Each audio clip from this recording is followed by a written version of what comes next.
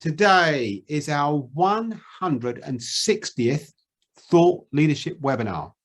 And it is exactly 2 years to the day that we did our first ever webinar. And so we've come a long way and we've done a lot since. And the idea of these thought leadership webinars is to get some panelists, some experts talking about a subject they know well, get their views on the subject matter, and then start to get some insights on how we should think about it. So it's not designed to solve the world's problems. It's designed to get ideas, insights, get ways of thinking about the issue at hand. And the topic today is one that is a bit of the holy grail: attracting teenagers to security work. How is the sector doing? Now, there are some who point to pockets of good practice, pockets of great examples, and they say, look, this is an example of how well security sector is doing. And others point to those examples and say, there's your problem. That's all the sector is doing, and it could be doing so much more. Well, in order to discuss this and throw some more light on it, we've got three experts. And in a minute, I'm going to invite each of them to introduce themselves. And once they've done that, I will then invite them to make their opening statement. 3 minutes when they get to say whatever they want to say about the subject matter. So without further ado, let's go and meet our panelists. And first of all, I'm going to go to Paul. Paul, please introduce yourself. Hi, everyone. My name is Paul Barnard, the founder and managing director of Solid Security Consultancy. I'm also a director at the Security Institute, where I am the lead on next generation in security. Thank you, Martin. Thank you very much indeed, Paul. And now let's go over and meet Houdah. Hi everybody, I'm Houdah. I'm the founder and CEO of Quick Click Security. I'm also on the board of the Women's Security Society and the Security Commonwealth, and a member of the Security Institute, where I am on the special interest group, the Inclusive Security Special Interest Group. Thanks, Martin. Thank you very much, Houdah. And finally, let's go and meet Tim. Hi Martin, thank you very much. I'm really glad to be here with everybody else. I'm Tim Mann. I'm the National Volunteer Police Cadets Projects Training and Partnerships Lead, working with police cadets and volunteers all over the UK in police forces around the country. Okay, very interesting. Well, once again, you see, we've got people coming at this from different angles. So what we're going to do now then is we're going to give each of the panelists a chance to give us their views on this subject matter. 3 minutes when they get to say whatever they want to say about the subject. So without further ado, let's go and get our first panelist opening statement, if you wouldn't mind, from you, Paul. Certainly, thank you. And are we doing enough? The answer to that question is no, we're not doing enough. We're not doing enough because there is clearly a disconnect between what young teenagers want to do when they are 16 and what they end up doing by the time they're 22, 23, 24. I just put into the chat a Office of National Statistics data from the UK perspective in 2011, 2017 that demonstrates quite adequately that by the time people are interested at the age of 16, they're interested in protective services as a career, defined as policing, etc. The narrative of security is not in there. But by the time they're 22, that's disappeared out of the top 10. The question is why? And the question we haven't answered, and Martin, I would suggest there is a research gap there for academia to look at, because we are just making assumptions that there is a reason. The reasons are that kids aren't interested, for instance. Some of the work I'm doing with the Security Institute, Next Generation Security, started about 3 years ago. I was at the London Stadium, football stadium in London, for a counter-terrorism conference, and the lack of diversity was one issue. The lack of young people was a real concern for me. So we've been doing lots of work in that area over the last few years, and we'll talk about some of that later. But I think what we lack is a collective strategy. So I can talk about the UK, but not anywhere else, for instance. We are doing pockets of good work, and I've seen some of that, and I'm involved in some, but collectively, what's the strategy? How do we connect with teenagers? If we don't connect with teenagers, we don't connect with people younger than that at primary school, then we're really missing a trick, because it's quite clear that young people do like protective services. They do like the idea of protecting people, looking after people, but our narrative from a security perspective, we don't touch them. We don't get anywhere near them.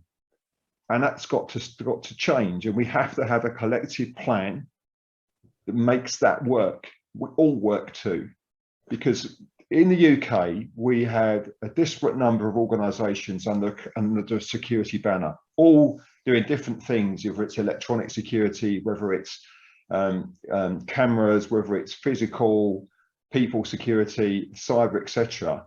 And it's a great collective, but strategy is not there. The plan isn't there.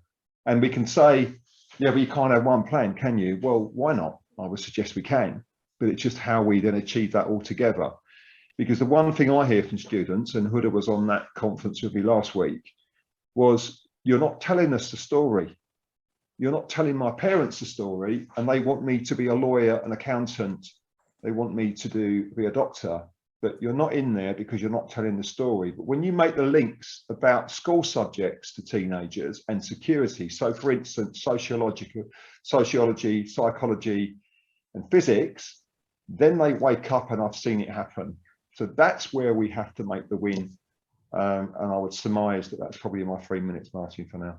It is, Paul. Thank you very much indeed. Excellent points and plenty to come back on. Just to say to the audience, if you could use the question and answer button, get your questions in as soon as you can and your points for discussion, and we'll incorporate them in our discussion with the panel after we've heard from the three panelists. So without further ado then, let's go to Houdah. And Houdah, your opening statement, please. Thanks, Martin.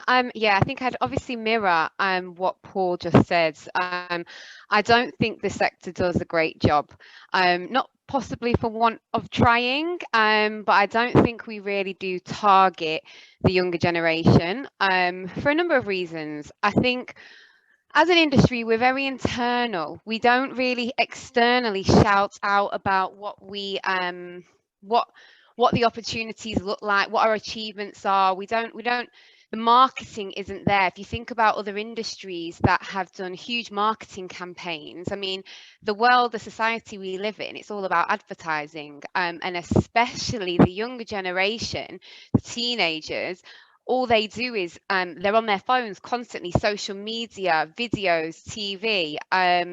So where the marketing is really important as well, and I'm sure we'll discuss that as we go. So yeah, I don't think we're doing a great job, and I think we struggle as an industry perhaps to even think about what we're selling. We have a huge array of opportunities in this industry in terms of like careers, jobs, across almost every single sector industry. There's security related jobs, and I don't think we push that enough. I don't think we talk about the diversity of opportunities. So you don't, one of the things that Paul mentioned, you know, we've got children at school, college, university, thinking that there's professions they want to go into, whether that's because parents' influences from schools. Security seems to be one of those industries where instead of thinking what the top role looks like, so someone wants to be an accountant, it's not because they want to be a junior accountant, or someone goes into law, it's not because they aspire to be a trainee solicitor, they're looking at the top of that ladder. I think we don't do enough to promote what is at the top of our ladder.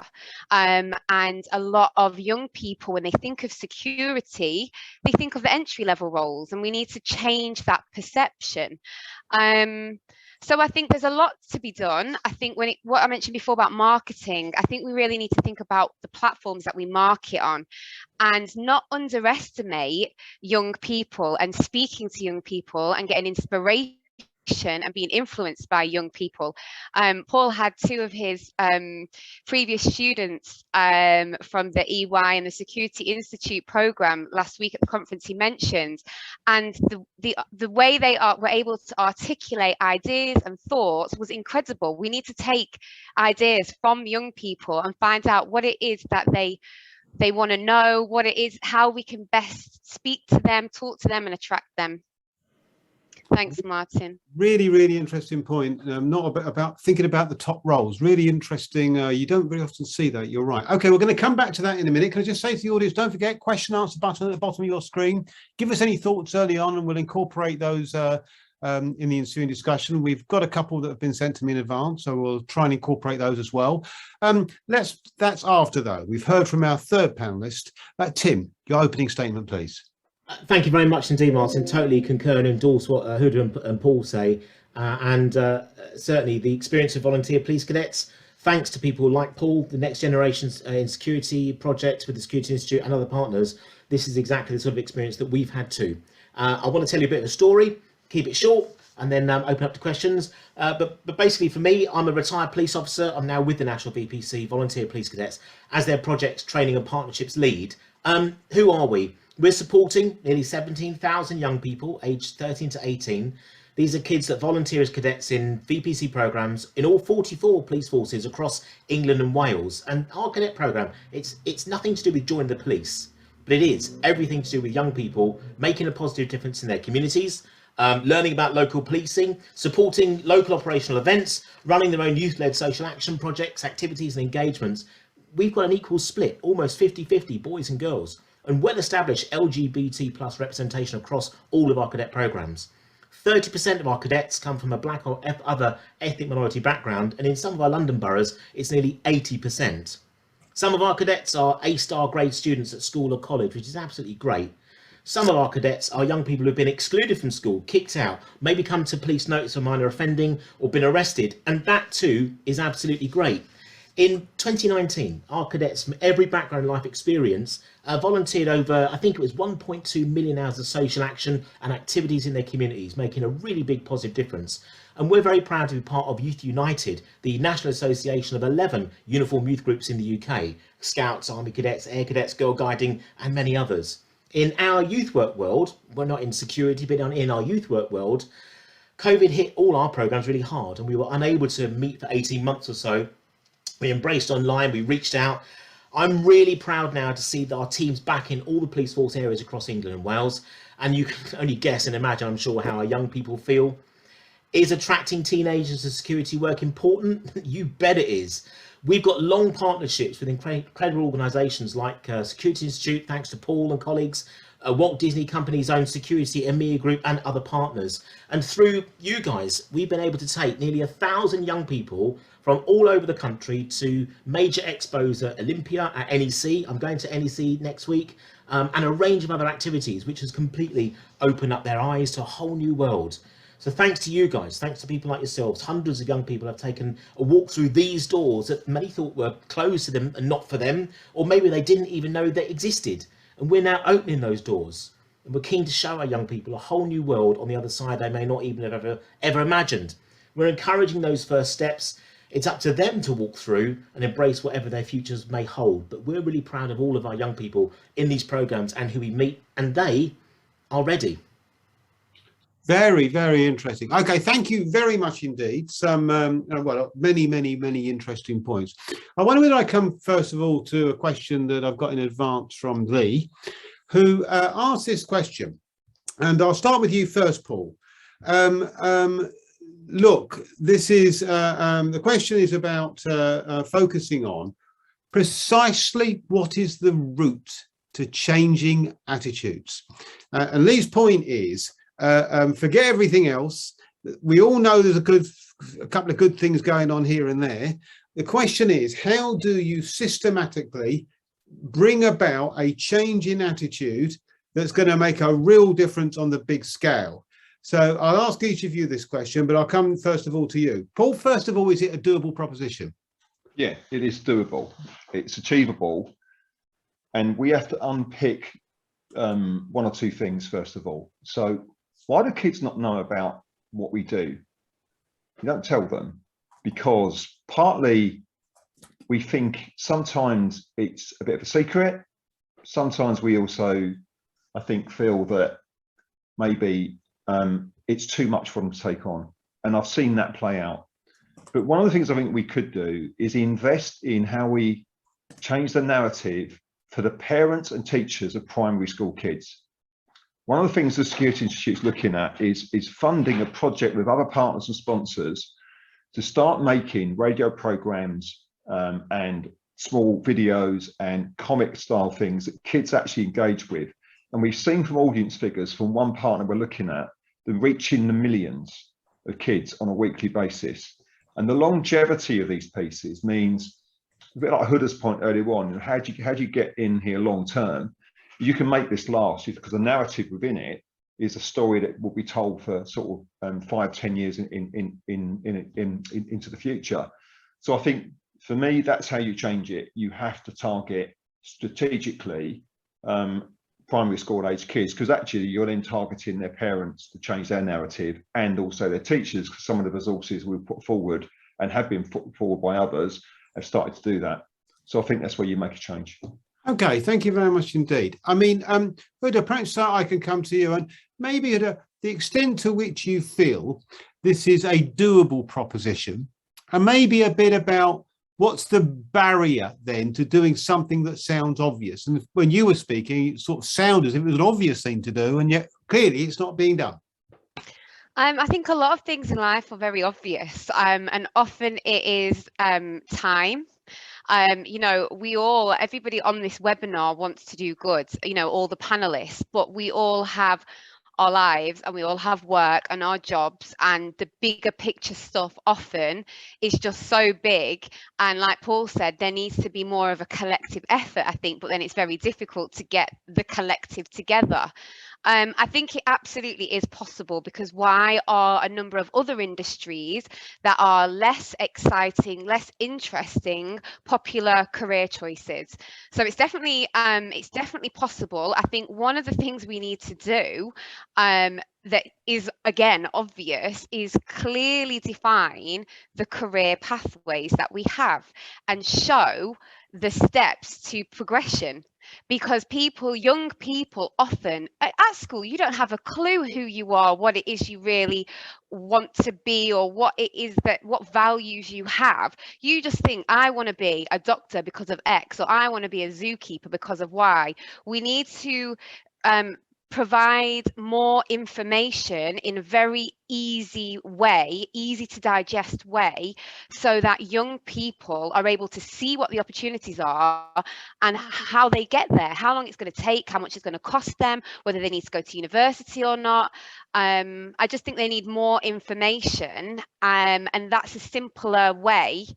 Although I say simple, that then needs a huge, you know, for the UK alone, nationwide campaign to get that out there. For the UK, a global campaign to get that out there, or individually in countries. Really interesting. Thank you very much indeed. Tim, I'll come to you as well. This issue about the strategy on the big level to get mass buy-in to something that sounds obvious. That's a really good question. And I think it's about speaking the same language. Houdah, you were right. For many of our young people, not just in cadets, many of our young people, you think of security, it's somebody in a yellow jacket on a door somewhere. And if you want to join the police, flashy cars, blue lights, fire brigade, fire engines, army, some of these organisations have a really clear identity. But for security, I know that, Paul, when you first invited us to join you at the Security Expo Olympia, and we had a fantastic briefing, and we saw the video of the Security Institute talking about all of the different diverse roles in the community. I've got 31 years in policing, and I was watching that going, I didn't know that. And there are kids going, wow, I never knew that was that whole thing. So their frame of reference is really quite small. And that personal connection, that personal contact, and meeting people in the industry from CEO level down to operator level, all sorts of things, and realising it's so much more than that. A really, really fired imagination. And of course, they talk to others, reach out and go from there. It is speaking that sort of same language. And I think the hard thing is our kids are at school, our youth programs wrap around school days are really, really tight. And it is, I know as partnerships lead, a lot of the job I've got isn't necessarily leading or organising cadets, although it is that too, but it is converting corporate world speak into youth world speak, because they're not the same, and balancing time and demand and that sort of stuff to make sure that when these amazing opportunities are presented, as we've done with you guys, that at the right time, in the right way, we get the right people there, because it takes time. We've got to get the right people in the youth work world or school world, and it's not as easy as just come and do a presentation, come and do a talk. How we talk to kids, the language we use, and the adults in that environment is the key to that, I'd suggest. Tim, thank you very much indeed. Let me come to a little bit of a controversy. Houdah, I'm going to come to you on a controversy here, because yesterday I was at the Ireland Oscars, and before we actually had the award ceremony, we had a thought leadership summit, and Paul Kellett argued that there is in fact a career structure in security from a very young age, and he laid out the various sort of qualifications and steps one could take, but also join at any point. Question from Glenn Kitteringham here says, we don't even have career planning for people within the security industry, to our detriment. How are we possibly going to get to do career planning outside the industry if we haven't articulated it inside? Houdah, my question is this: is there a career process teenagers can meaningfully engage with? There absolutely is. There just isn't one out there in a nice format currently. I've been working for over a year now on actually with the likes of Glenn on a framework, firstly looking at all the different frameworks across the world that do exist to show different structures, different career pathways. The one thing I will say is that there's a lot of documents, there's a lot of PDFs, there's a lot of white papers, but we are talking about specifically now, you know, young people. We need some sort of interactive tool. We need, there are pathways, there are loads of pathways, there are loads of routes into the pathways. What we need to do is to clearly define some of those pathways and allow young people to be able to create their own pathways and it has to be in a digital interactive format, because that's what young people use. Yeah. Well, okay, so Paul, do you agree Houdah's right, and if you do, why have we not already done it? So I know Houdah. I've worked with Houdah a little while with some of the things she's doing, and yes, she's absolutely spot on. So what can we do about it? Well, just because we're not doing enough internally now, okay, and back to the questioner's point, it shouldn't make it difficult for us to start changing and making changes to the narrative we currently have. So how do you police that if you need to? Well, let's start talking to the SIA, let's start talking to other governing bodies about what that strategy should look like. And we want people to sign up to it. We want organisations to sign up to strategies that will start to talk about the narrative. And, you know, I've met teenagers who don't know about security. I've met young people who've got no idea what it's about. And almost security is a bit of a dirty word. You watch any film, any TV program with security officers on the TV program, and mostly they're asleep, or they aren't doing their job properly, etc. And it's that narrative is wrong. That narrative is not playing out very well for us. But when you look at some other tech programs on the television, you've got security wrapped around everything. Yet the career side of that story is not told. If you start clicking on careers in this part of security, you won't find very much written at all. So there is a lot to do. Houdah's absolutely spot on. But it shouldn't stop us from putting our foot on the ball now and saying, what are we now going to do? Because every time we keep kicking that ball forward and stop it and not stopping it, we're not going to make any progress. So we're not thinking, we're not having any thought leadership summits around this. Let's get our foot on the ball. Let's start something that ends in 3-4 years' time with a strategy that is collective and is driving the businesses to be the best in the world, because the security industry in this country is recognised as one of the best in the world, and we sell that well. So why don't we sell that further down the food chain well? Interesting. Okay, let me come to you, Tim. Tim, I want to go to a point that Keith Nielsen makes. And he's was invigilating an A-level exam this week, criminology exam actually, and I took an opportunity to ask them, the students, about what they thought on entering the security sector. They didn't really know much about it, and no desire to enter, although one person fancied investigation, but not the police. So perhaps there was an opportunity there, but they didn't know what it entailed. They didn't understand. And Michael Gibbs asked the question, why not encourage, incentivize security firms and corporate security departments to offer internships to high school and university students to expose them to the wide range of security roles? And back to the point that was made earlier, get away from seeing security as just about guards. So I'll come to you first, and I'll get Paul to come in and just offer a thought on this as well. This idea of incentivizing firms, is that really going to work in any meaningful way, Tim? Interesting. I don't know. that personal contact is a real game changer. And I agree, Houdah, the digital footprint and presence is really key to make sure that people do understand what security is, or at least have an idea that it is so much more than just maybe the common perception. But I mean, even in policing terms, we do work in schools and people have a little idea really what police is all about. It is all about these personal contacts. So, for example, when we take cadets and young people to meet security professionals, to come to the Security Institute events, for companies and teams to come and work with young people and show them what they do, they're absolutely amazed and didn't realise the whole range and depth and breadth that there is. We have that saying in the cadets, you can't be what you can't see. We've got a lot of young people also who, after COVID, are back at school, are feeling very, very all over the place, very demotivated. Some young people are so worried about their futures. There are no jobs. There's going to be no money. There's war in Ukraine. There's all sorts of things. There's a huge, massive amount of negative energy for some of our kids who are scared stiff about what comes next. And for some of them, the traditional ways of applying for a job, going for an interview, get on your LinkedIn, be the best you that you can be and all that sort of stuff, they already feel very down about themselves and don't hold themselves in high esteem. They don't actually know how good they really are. So how we reach out and bridge some of that gap is really important. And it could be, you know, not just that like everything goes, you know, it's critical about A-levels or GCSEs. If you don't get your exams, you're off the edge of the cliff. But just enabling a conversation in a safe space. So having a look at technology, meeting some people. I know through like Paul and I, we've brought young people from around the UK to events in London to meet professionals, to see equipment, to see technology, just to talk about things. Not about getting a job, not about having an interview, not about you've got to wear your suit and be the best of the best and all that stuff.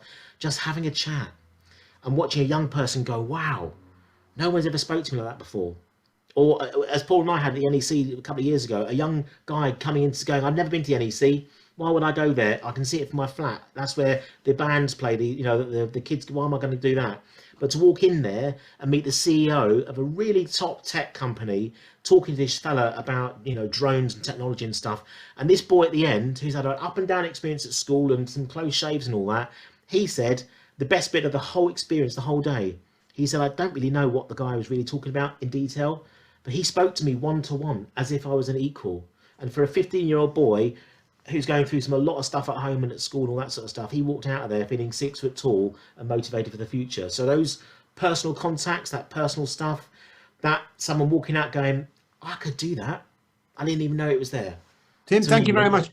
Thank you, Tim. Let me come to you, Paul, if I might, on this issue. I know that you've done this as well. I want to try and get to the barrier here, though, Paul, to why it can't happen on a bigger scale. What's the issue here about how we can replicate some of the work I know that you've been doing along similar lines? What's the barrier to replicating that on the big scale? The barrier, if I'm being really honest, for a lot of companies is we're busy chasing today and we're not necessarily thinking about tomorrow. That I think is the biggest barrier, because to put effort into something like this strategy means it's time and effort. And you're on this treadmill, we're all on it, okay?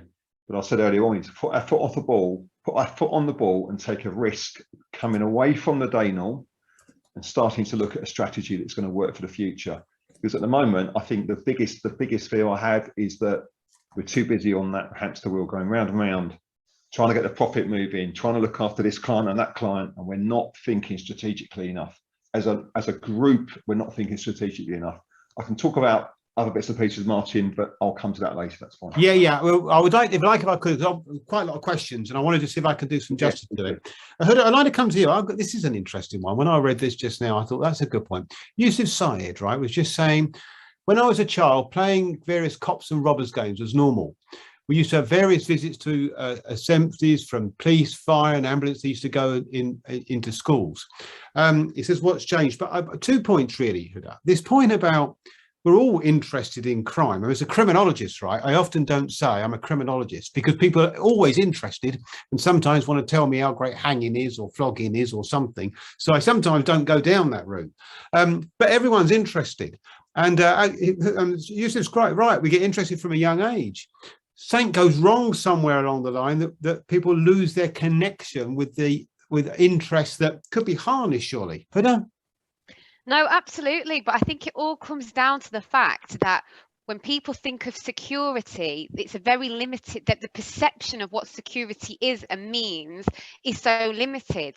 They don't think of it, of intelligence. They don't think of you know, I think it's fair to say this, and I know this because we've done huge campaigns for recruiting young people, and we use TikTok, and we and I can't take any well done for that, because I had a very young team and they decided to start doing TikToks, and it was their TikToks and that was what worked, and it was the way that they portrayed security, and it was the way they looked young. That's what we were looking for, that they made it look fun, and it's event security that we were trying to recruit for, and it worked. And I think there's no, if you think of the word, when young people think of the word security, it isn't exciting, it isn't fun. They've got a perception that you've got to be ex-military or a male. The amount of women, young girls that we spoke to that says, I don't want to do security. Sorry, I've got my fire alarm going. Do you need to go and deal with it very urgently, or you're okay? Okay. Okay, so so I've got the point, Houdah. So the issue then, right, is one about changing perceptions, and the questions is the various routes to developing it. I wonder whether I could just Paul, bring you in on a topic about a number of the questions I'm mentioning in different ways. Brian Sims is talking about, could we have dedicated career development pavilions at major trade shows? But of course, there you've got to get teenagers to the show in the first place. Are we really putting any focus on career planners, career teachers, career people who are in charge of career development? I mean, is there any emphasis on that at all, Paul? Very, very quickly, if you wouldn't mind, because I want to get some more questions in. Yeah, not that I've seen. And I've done a lot of research on this. I've not seen it, and my daughter works in the school. The career officers in schools now are, you know, teachers with heavy workloads, and it's a byproduct of what they do, to be frank. So no, like the idea that the trade shows having career stands, I like that. It's a matter about getting teenagers there, but I think we can do that for collective effort. But certainly the idea of getting into schools is very, very difficult, because the school curriculum is so round and full. Just come to you, Tim, on that. Just your thoughts about this, because I guess this is a biggie, isn't it? About this where people can get the sort of game-changing view that we're all talking about. It is indeed. Networking partnerships key in youth work world. There's a load of us type people doing cadet work, youth work, councils, schools, and all the rest of it. If you contact individual schools, you know, it's kind of rather piecemeal. That language of communication, that building it into the school day, things that work well in youth work world is a huge amount of time and notice. We're not very good at, in 2 weeks time we've got this, would you like to come? But that whole language, that whole conversation, these key people in different areas, we could be the gateway. And certainly in our organisation, our partnerships, we definitely have been able to do that and really provide that kind of link. Yeah, Houdah, just on this point about the influencers, if I could use those words, I guess it's career planners. Are there other key groups we could look to have this multiple effect in terms of tell a good story and they'll be able to tell it lots of times? TikTok, perhaps you've already mentioned. Just some thoughts, Houdah. Yeah, earlier on I mentioned that teenagers, the young generation, everything is public. They're almost anyone who has a profile on one of the social media platforms has the ability or already is an influencer, whether it's to 5 people, 10 people, or 10,000 or 1 million people. They are very influenced by things that they see and things that they hear, because they are on social media and on digital media so much. So I think teenagers have the ability, the young people have the ability to influence each other and themselves. Paul mentioned earlier parents. Parents are a huge influence, and if they think of security as the entry level roles, and they don't see the more interesting or the more the more well paid positions at the top of the ladders, then they're not going to be very they're not going to push their children towards that. They're not going to be very receptive if their children come home and say, oh, you know, we've heard they're interested, they've got a talk or career talk, or someone's come in talking about security. And I think definitely careers advisors, but again, we can't expect career advisors within schools to talk about security as a career option if we don't even have any sort of defined, interesting career pathways or any resource for them to go to show the students. We can't, they haven't got a magic ball. You know, I remember that when I had careers lessons, they had this big book and it was all the really obvious, you know, career choices. So we need to educate them. It all comes from us.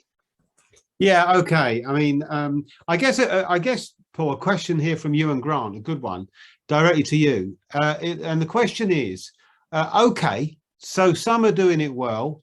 Who are they and why are they good? Perhaps not the who are they. Let's just, in the few minutes we've got here, why are those that are good at doing it? Let's replicate the bit that's the why reason. Paul? Yes, cracking question. And I think the reason people, some organisations are good at it is because they buy into it for the long term. That's really key and critical. They buy into it for the long term and they change mindsets. And that's the bit that works really well. But it's targeted, it's small, it's not part of a wider strategy. And it's almost, I've used the word, it's great and I understand why we're doing it, but it's almost like we can be considered to be a selfish mindset that we're having. Because collectively, the labour market in the UK is awash with people who are looking for interesting careers. We know that. So now's the time we can start to have a cohesive strategy to tap into it. As one young lady said to me a couple of weeks ago, when I first came on the Secure Futures programme, I had no idea about security. Not only have you convinced me as an organisation about cyber security as a career, you've convinced my parents as well. And that's the key thing, right? Yeah, and it wasn't, we didn't ask her for that. That's the key thing. It's been convincing others and changing mindsets. And that's where some organisations are doing that really well. On a government security, for instance, I've got a really great apprenticeship programme, and they are starting to take this more seriously than the private security members that I know. So there is change happening, and yeah, it's good. Well, thank you very much indeed. I've got a very quick question for you, Tim. Alietin Kangos, I'm so sorry I haven't quite pronounced that guy. Are other sectors doing it well? I've just asked Paul about other firms. Are there other sectors that are doing it well that we could learn from? I mean, Houdah spoke in general terms. Any specific thoughts? What, from outside security? Outside or inside? Anyone we can point to say doing a great job? Very succinctly off the top of my head, so the next generation security project we've got with the Security Institute via Paul is outstanding. The partnership we've got with the Walt Disney EMEA security team is fantastic. We've got some really world-class security professionals who are meeting our cadets, our kids, our young people with genuine commitment over a long period of time, talking about things from major events to brand management, a whole range of stuff, and then actually making it real on the ground at premieres, at the red carpet, where the kids aren't just showboating, but they're being immersed within the whole security operation and seeing the environment from start to finish. And other companies and corporate like that. The Royal Navy has done some fantastic work with us and really, really raised the bar far more than some of the other organisations. The key thing is being genuine, being real. The kids can see through a box ticking exercise or a bit of window dressing better than anybody. And that longevity, that consistency, people are really on fire for this. As Paul said, you know, the businesses are really busy. There's enough going on as it is. And sometimes youth world works in a different time zone, different clock to corporate world, but we can join up. And like I say, Security Institute, Walt Disney, Royal Navy, certainly three great examples of some really fantastic engagement I could talk forever about. Thank you very much indeed.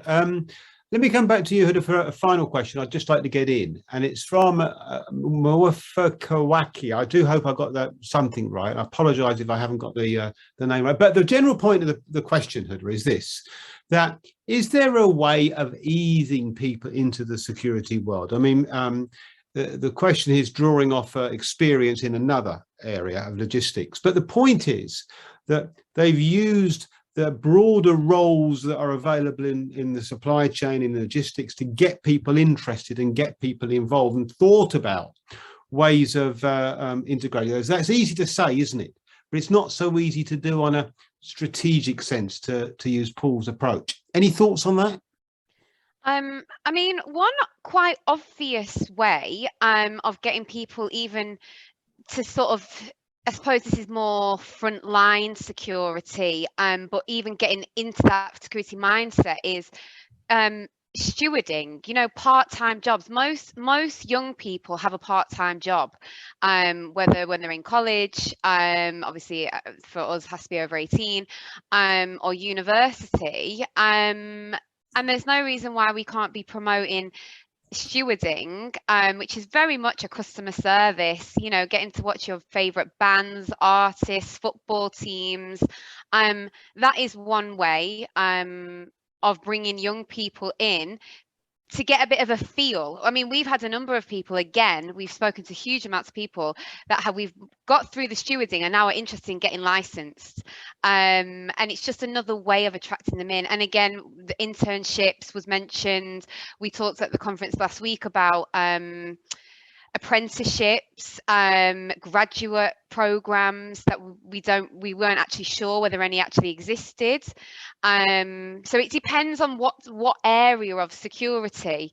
But I think one of the things that I will add is that some of the larger firms, some of the larger security companies, it comes down to, they're not looking at that longer term piece. They're looking at sort of short term, how can they fulfill contracts, keep their clients happy, but they're not looking at how can they attract, what resources can they put in now to ensure that sort of supply chain is coming in, that organic growth from like sort of the bottom up. Okay, thank you very much indeed. Well, listen, we've nearly got to the end, and I'm going to do something now that I love doing. I'm going to ask you each a question. I've got a magic wand, and I'm going to give you one wish to implement a strategic change that you would like to see made. And I want to know what your change is, and you've got 20 seconds to tell me what it is. So I know it's not easy, but you're on a panel and I can ask difficult questions. Paul, you first. What are you going to do with your wish?